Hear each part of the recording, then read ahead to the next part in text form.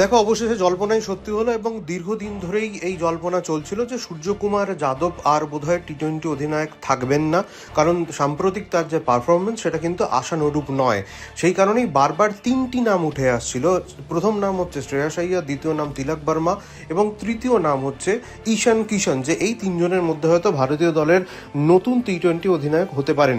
অবশেষে সব জল্পনার অবসান শেষ হলো এবং বিসিসিআই অফিসিয়ালি জানিয়ে দিল যে ভারতের নতুন টি-20 অধিনায়ক শ্রেয়াস আইয়ার, এবং তিলক বর্মাকে ভাইস ক্যাপ্টেন করা হয়েছে। এবং আসন্ন ইংল্যান্ড এবং আয়ারল্যান্ড সিরিজে যে স্কোয়াড ঘোষণা করা হয়েছে সেখানে চমকের পর চমক, এবং সেখানে এই প্রথম 15 বছর 71 দিন বয়সে ভারতীয় দলে অন্তর্ভুক্তি হচ্ছে বৈভব সূর্যবংশীর। এবং যা স্কোয়াড জানানো হয়েছে, শ্রেয়াস আইয়ারকে অধিনায়ক করা হয়েছে, তারপরে রয়েছে অভিষেক শর্মা এবং উইকেট কিপার হিসাবে দুজনকে নেওয়া হয়েছে, সেটা হচ্ছে সঞ্জু স্যামসং এবং ঈশান কিষান।